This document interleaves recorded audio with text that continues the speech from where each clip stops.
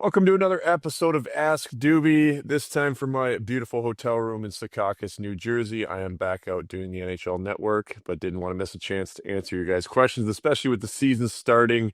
Real excited to get back to weekly shows and get to talking about the Oilers and answering all your guys' questions. Today's episode, as always, brought to you by Bet365. Whatever your bet is, it's never ordinary at Bet365. Download the app and get in on the game. Use the code NATION, Bet365. Must be 19 or older. All right, we'll kick off today's show by talking about the obvious exciting news for Oilers fans. Connor McDavid signing for 2 years at $12.5 million a year.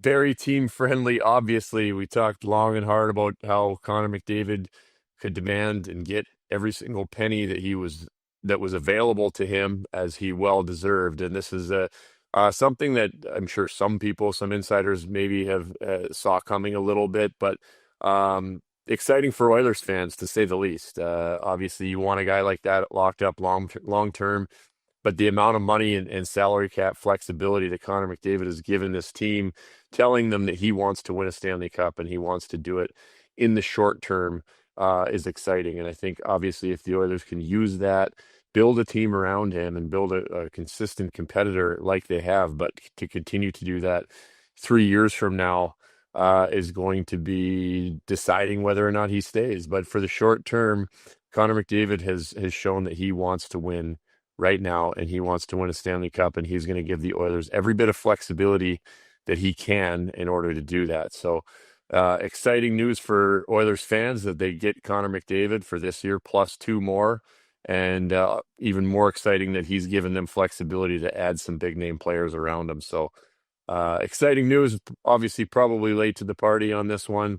Everybody's heard about it 10 times over, but just wanted to touch on that. And with that, we'll get things going into the questions. First question is from Lance Kane. What tandem vet goalie had the largest impact in your career? And were you ever the vet goalie in a tandem? And if yes, was there something you did to help your tandem? I had lots of different tandems, different structures over the years. I think, probably the biggest vet tandem for me was Nikolai Habibulin. He was my first goalie partner, and he was awesome for me. I was able to learn from him, learn how to be a professional. He was older, he was towards retirement when I was playing, but to watch him, a guy who'd been around, been to the Stanley Cup, won the Stanley Cup, played as many games as he had, the way that he prepared, the way that he looked after himself every single day, practice, game preparation, all those things that you expect from a veteran goalie.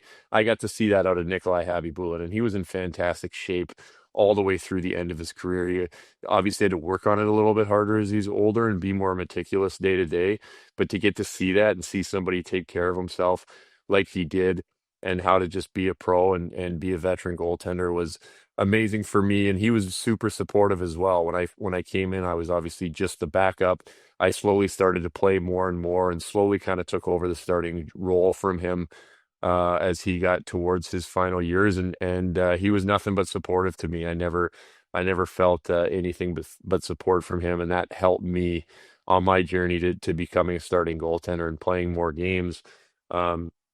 Moving on from that, I had Jason LaBarbera as a tandem partner, who was a very good friend of mine. So that was fun, but in the short term didn't work out very well for me. I couldn't stop the puck. That was the year I got traded and sent down and all that kind of stuff. And went to Arizona. I had Mike Smith as a goalie partner, who another good friend of mine, and was a great partner, closer in age.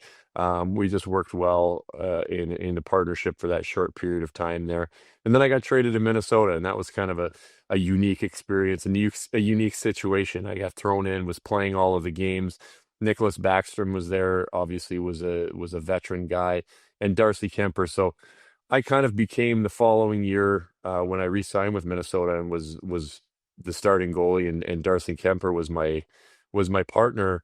I kind of became the vet in that relationship, and he wasn't super young, but he was a younger guy, and I wanted to do the same thing for him that Nikolai Habibulin did for me, and that's just work with him and support him, help him get better, and work together as a tandem to get as many wins as we could. And obviously I played a lot of games, so it was supporting him whenever he got the opportunity to get in there and working with him in practice. And he was a great goalie, and obviously is a great goalie still and doing awesome for the LA Kings. So after that, kind of a couple of unique scenarios. I was with Al Stalock, and that was a different situation. Al was more of a veteran guy. We were close in age.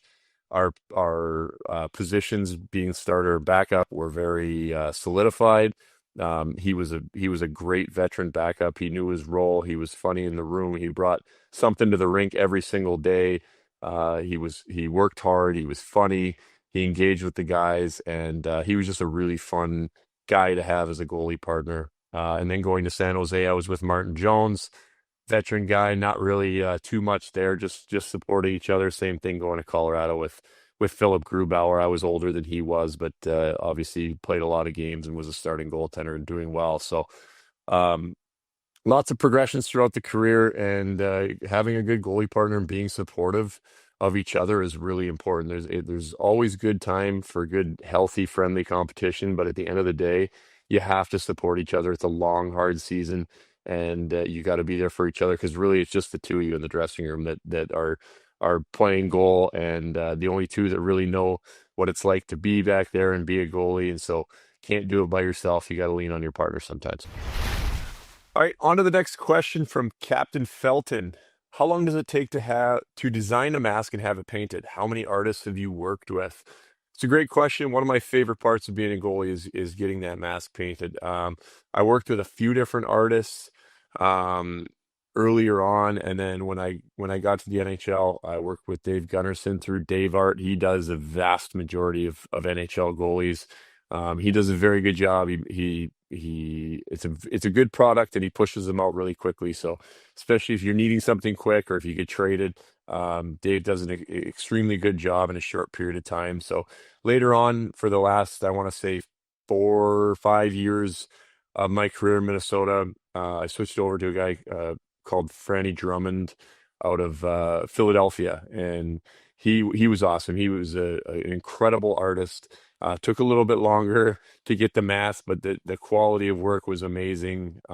He used to paint my kids on the back, and it was all hand drawn, hand painted, and just incredible detail from him. And I loved that. And as far as designing goes, I think a lot of guys, they have a lot of say in what goes in. Some guys don't care. Some guys are just like, hey, give me a cool looking mask with team logos on it, and send it my way.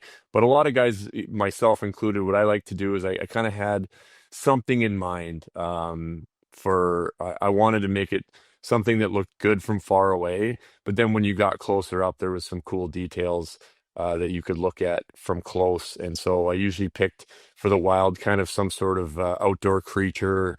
Some sort. Obviously, everybody knows the Minnesota Wild. Nobody knows what the logo is. Is it a bear? Is it a wildcat? I think that's the whole idea, is that it's something outdoors that nobody really knows. So I try to get an idea of kind of a cool werewolf type thing, bear, anything that he could then create. And then he would send me the mask, and the drawing of it, and we'd kind of tinker with it. Again, thinking about something that's going to look cool from far away and match the jerseys.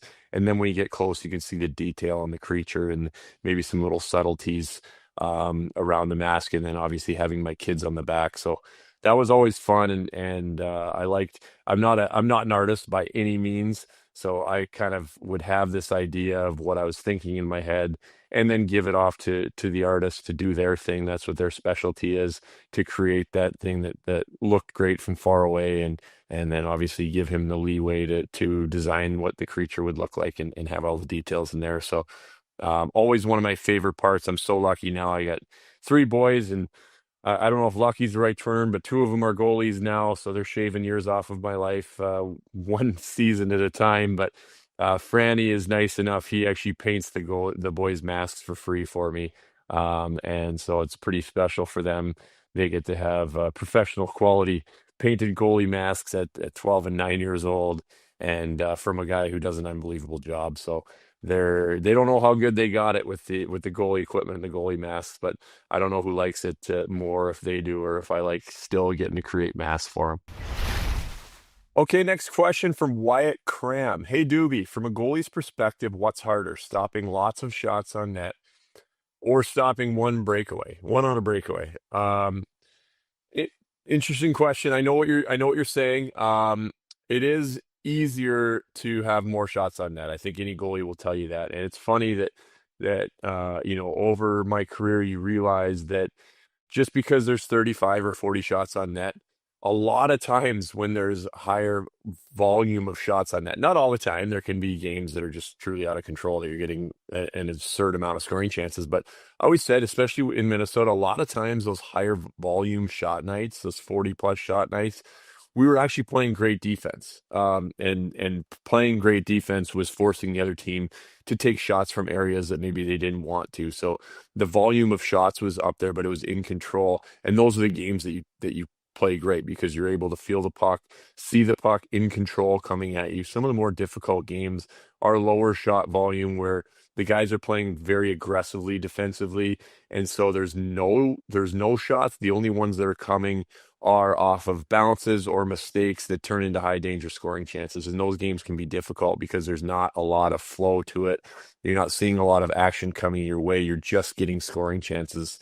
Sometimes uncontrolled plays or broken plays that don't really allow you to get flow into the game. So, just because a team gives up 20, 22 shots, if you go look and if 12 of those 22 shots were grade A scoring chances, that's going to be a difficult game for the goalie. Whereas if you get 40 shots and 15 of those are grade A's, you're probably in a better position to make those saves when those opportunities come. But our job as a goaltender is to learn how to prepare and make sure that we're able to focus and play in all of those scenarios, even when there is not a high volume of shot. We have to be prepared and ready for those scoring chances, ready for those breakdowns, and find a way to get flow and rhythm into our game, even if we're not seeing the shot volume. So, as far as it comes to breakaway, if you got 40 shots and you get a breakaway and you're in the flow of a game, it's going to be a lot easier to stop a breakaway than if you're just cold and it comes on the first shift. So, I think that's kind of where you're going, and that's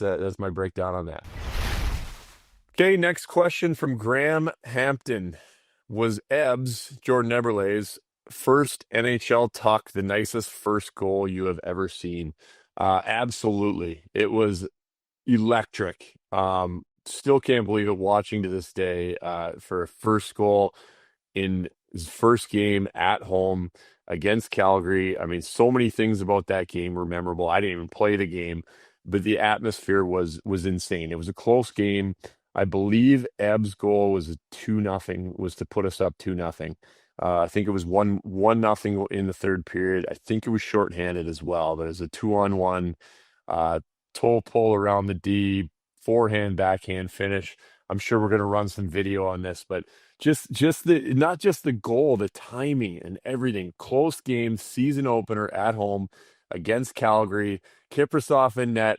I mean, I grew up in Calgary watching the Flames and the Oilers, so the game was special to begin with, and the roof just absolutely blew off of Rexall Place when this happened, and we ended up winning the game 4-0.